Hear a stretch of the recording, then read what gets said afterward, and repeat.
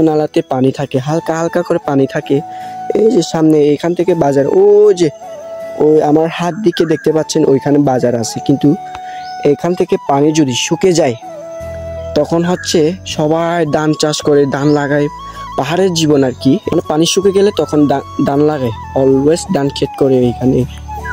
তো যেহেতু যদি পানি শুকে যায় আমরা কিভাবে বাজার আনি, কিভাবে বাজারে যেতে হয় সেটা একটা শেয়ার করছি এই ভিডিওতে। তো মূলত হচ্ছে পানি শুকে গেলে আমরা এই গ্রাম থেকে হেঁটে যায় একেবারে ওই বাজারে পর্যন্ত হেঁটে যায়, কিন্তু আপনি হাতে কিছু না নিয়ে যাইতে পারবেন, ঠিক আছে। যেহেতু পাহাড়ে তারা কষ্ট করে থাকে, এই পাহাড় থেকে ওরা যাবে বাজার নিতে। যদি আমরা তো এখন বাইরে থাকি গাইস, আমরা 5 কেজি চাল পর্যন্ত বাড়িতে নিয়ে আসতে পারি না। যেহেতু বলতে গেলে 5 কেজি চাল নিতে গেলে আপনার পানি শুকানোর সময় এখন তো কষ্ট হয় না, ঠিক আছে। বোটে তুলে দিলে অলওয়েজ বাড়িতে এসে পৌঁছে যাবে, ঠিক আছে গাইস। আর অতীতকে বলতেছি, অতীত এই কয়েক মাস পরে পানিগুলো শুকে যাবে গাইস।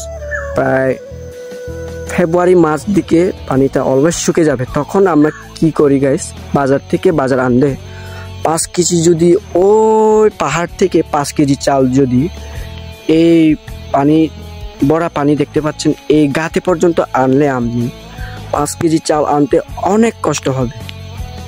যেহেতু বাজার থেকে আসবেন